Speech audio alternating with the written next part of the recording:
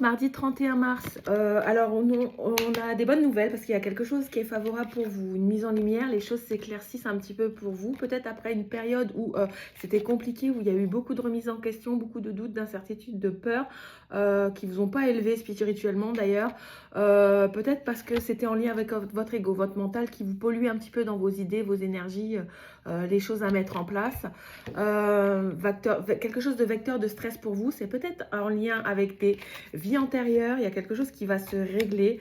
Il y a des émotions plus positives qui arrivent à vous. Vous voyez, on voit une vague d'émotions positives. Les choses s'améliorent, sont favorables, mises en lumière. Vraiment de l'énergie positive. Vous êtes peut-être plus lumineux et plus rayonnant en ce moment, hein, tout simplement. Vous guettez les signes par synchronicité parce qu'il y a des solutions qui arrivent à vous comme ça, des réponses par les médias, les réseaux sociaux, par la télé, lors d'une conversation avec quelqu'un, où vous passez dans la rue, vous entendez des choses, hop, on vous apporte des réponses à vos questionnements du moment, voilà. N'hésitez pas à guetter les signes que vous envoient vos ancêtres par synchronicité ou dans vos rêves, voilà. Il y a des choses, des petites plumes qui vous confirment que vous êtes bien au bon endroit, au bon moment, vous prenez les bonnes résolutions, etc.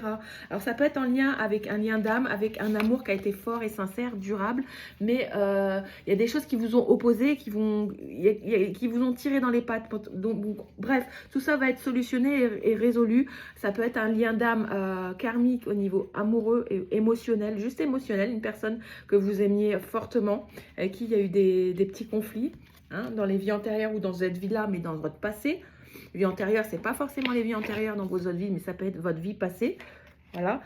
Ou sinon, il va falloir revenir à vous et vous faire et vous aimer comme vous êtes, vous accepter comme vous êtes et vous faire plaisir et du bien et penser à vous, vous auto-centrer un petit peu pour être dans la pleine réalisation de vous-même.